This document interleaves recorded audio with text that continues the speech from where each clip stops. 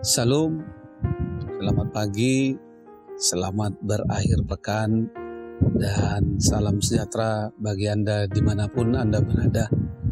Tidak lupa juga kami menyampaikan selamat ulang tahun bagi Anda yang merayakan ulang tahun kelahiran dan juga ulang tahun pernikahan di tengah-tengah keluarga Anda. Kiranya Tuhan selalu memberkati hidup Anda dan keluarga Anda.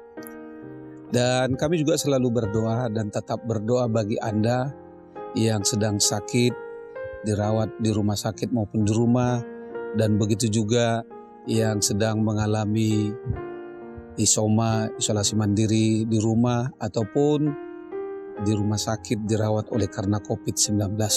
Kami berdoa kiranya Anda diberikan kekuatan dan selalu bersukacita. Bapak, Ibu, Saudara-saudari yang terkasih, sebelum kita melakukan segala aktivitas dalam satu hari ini, mari kita mendengarkan firman Tuhan untuk hari ini. Firman Tuhan saat ini diambil dari kitab 1 Yohanes pasal 4 ayat 9, beginilah firman-Nya. Dalam hal inilah kasih Allah dinyatakan di tengah-tengah kita, yaitu bahwa Allah telah mengutus anaknya yang tunggal ke dalam dunia supaya kita hidup olehnya. Sekali lagi saya bacakan, dalam hal inilah kasih Allah dinyatakan di tengah-tengah kita, yaitu bahwa Allah telah mengutus anaknya yang tunggal ke dalam dunia supaya kita hidup olehnya. Demikian firman Tuhan. Saudara-saudari yang terkasih, ada seorang anak gadis yang begitu malu, minder, memiliki seorang ibu yang cacat di wajahnya. Sehingga dia selalu berusaha meminta kepada ibunya untuk bersembunyi jika ada temannya datang ke rumah. Singkat cerita, ketika anak ini telah tumbuh dewasa, ia berkenalan dengan seorang pria. Dan suatu saat, di suatu ketika, pria tersebut datang ke rumahnya hendak bertemu dengan keluarga. Tetapi si gadis menolak permintaan temannya tersebut, karena dia takut jika nanti pria tersebut menyaksikan dan melihat bagaimana orang tuanya yang cacat, pasti hubungannya akan berakhir. Itu sebabnya dia berusaha selalu menolak. Namun karena pria ini begitu berasratnya ingin ketemu, tiba-tiba dia datang ke rumah. Dan dengan kagetnya bahwa pria itu datang ke rumahnya, dia pun tidak sempat berbicara kepada orang tuanya apabila ditanya. Tetapi inisiatifnya dia katakan ketika pria itu bertanya, siapa wanita tua itu? Dengan spontanitas dia katakan karena takut dan merasa malu, dia ungkapkan bahwa itu adalah pengasuh atau pembantunya. Ketika putrinya mengatakan demikian, betapa terluka dan bersedih perasaan ibunya karena ungkapan yang dikatakan oleh putrinya kepada temannya tersebut. Lalu temannya pun kembali karena dia sudah mengetahui rumah dan belum ketemu dengan orang tua gadis tersebut. Ketika pulang pria tersebut, menangislah orang tuanya. Dan si anak pun bertanya, mengapa ibu menangis? Lalu orang tuanya katakan kepada dia, begitu teganya engkau mengatakan saya ini pengasuh, saya ini pembantumu. Tidak tahukah kamu bahwa cacat di wajahku ini adalah akibat aku menyelamatkan engkau? Jika saya pada saat itu tidak mau berkorban dan tidak mau membiarkan wajah saya terbakar, maka engkau akan mati. Ketika orang tuanya mengatakan demikian, menyesallah dia atas sikapnya, perbuatannya, bahwa wajah yang cacat di ibunya tersebut ternyata akibat pengorbanannya kepada sang anak, kepada dirinya, supaya dia selamat.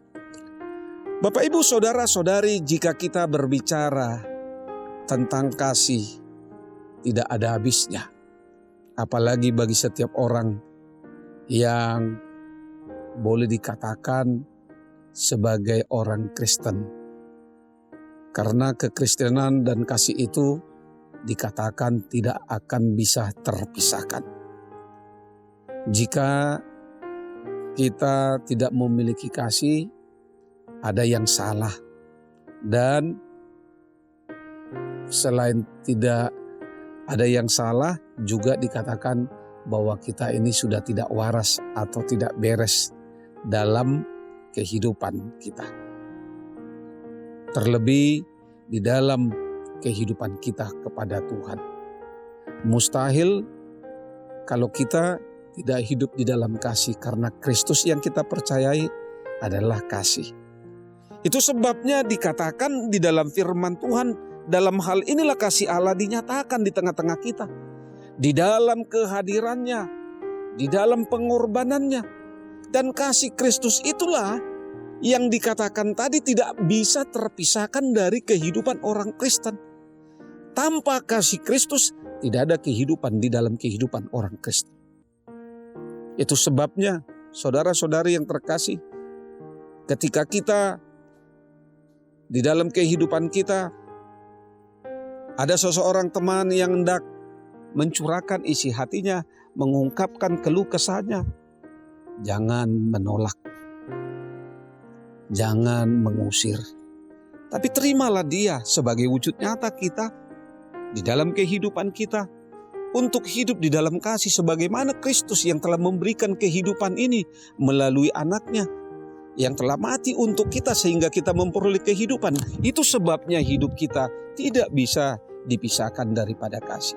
Dan kasih itu bukan hanya di kata-kata, di ungkapan, tetapi di dalam perbuatan kita. Kepedulian kita sebagai wujud nyata atas kasih kita kepada Tuhan. Karena itu dikatakan di dalam Kolose 3 ayat 23, apapun juga yang kamu perbuat, perbuatlah dengan segenap hati seperti kepada Tuhan, bukan kepada manusia. Itu sebabnya sebagai orang Kristen kita, apabila kita tidak memiliki kasih, bisa dikatakan kita sebagai orang Kristen yang gagal. Gagal menjadi teladan, gagal meneladani kasih Kristus yang telah diberikan kepada kita. Bapak, Ibu, saudara-saudari, mungkin kita berkata dan bertanya, mengapa kita harus memiliki kasih dan mengasihi sesama kita? Alkitab firman Tuhan menyatakan bahwa kita mengasihi karena Allah telah lebih dahulu mengasihi kita. Dan bagaimana kita dapat mengasihi Allah jika kita sendiri tidak mampu mengasihi sesama kita? Karena itu saudara-saudari yang terkasih di dalam Tuhan kita Yesus Kristus, di dalam kehidupan kita saat ini, di masa-masa pandemi COVID-19, mari di dalam kehidupan kita menjadi pelopor, menjadi penggerak untuk berbuat, bertindak di dalam kasih, peduli terhadap sesama, melalui dan melakukan apa yang dikatakan oleh pemerintah, melakukan protokoler kesehatan. Patuhilah dan jangan kita berbantah dan jangan kita menolak, karena dengan mematuhi sudah merupakan suatu bukti bahwa kita mau mematuhi, mengikuti apa yang Tuhan inginkan melalui pemerintah, melalui gereja, agar kehidupan ini dan kehidupan orang lain dapat sama-sama memperlihatkan dan mewujudkan kasih terhadap sesama. Karena itu mari saudara-saudari yang terkasih di dalam, buktikanlah bahwa kita mengasihi Tuhan. Jika kita mengasihi sesama kita. Tetapi jika kita tidak mengasihi sesama kita, berarti kita belum mengasihi Tuhan. Selamat beraktivitas, Tuhan Yesus memberkati. Shalom.